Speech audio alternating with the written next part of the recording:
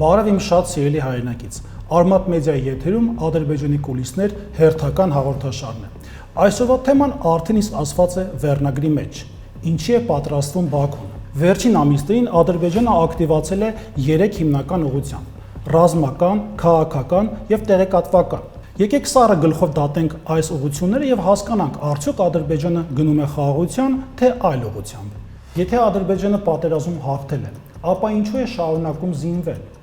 Եթե խնդիրները լուծված են, ապա ինչու է Ադրբեջանը ամենօրյա կտրվածքով Հայաստանի նկատմամբ նոր պահանջներ հնչեցնում։ Եթե Ադրբեջանը չի հանգստացել պատերազմից հետո, ապա դա նշանակում է ընդամենը մեկ բան, որ խաղը ավարտված չէ, իսկ Ադրբեջանը շարունակում է օգտվել Հայաստանի թուլությունից։ Խոսենք փաստերով։ Ադրբեջանի ռազմական բյուջեն 2025 թվականին շեշտակի աճել է։ Կհարցնեք ինչու։ Իհարկե, ադրբեջանական կողմը չի դադարել Հայաստանի նկատմամբ նոր պահանջներ հնչեցնելուց, եւ սրա լավագույն հնարավորությունը նոր ռազմական բյուջեի ծրագրում փոփոխությունը իրականացնելն է, որը ըստ էության իմ կարծիքով ուղղված է ոչ միայն Հայաստանի դեմ, այլ տարածաշրջանի այլ երկրների դեմ։ Ինչու՞, որովհետև Ադրբեջանի ռազմավարությունը ավարտված չէ։ Ադրբեջանը պարբերաբար զորահավաքներ եւ հանդիպումներ իրականացնում Թուրքիայի ռազմական ղեկավարության հետ։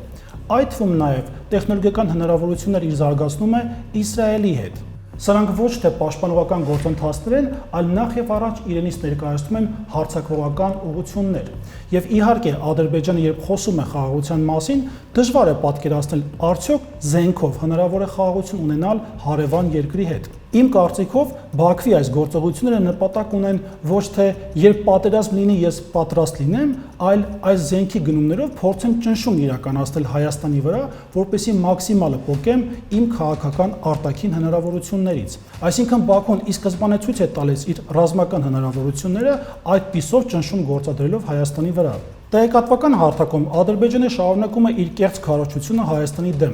Օրինակ, կեղծ քարտեզներով պարբերաբար խոսում է, որ Հայաստանի այսօրվա սուվերեն տարածքը ժամանակին Ադրբեջանի պատմական տարածքներ են եղել, եւ բոլոր այդ քաղաքական նկարտումները այսօրվա նպատակ ունեն վերականգնելու Ադրբեջանի այսպես կոչված պատմական արդարությունը։ Այստեղ կարևոր է նաև առանձնացնել Ադրբեջանի կողմից պատմության վերաշարադրումը, որը ինքնին սպառնալիք է Հայաստանի դեմ։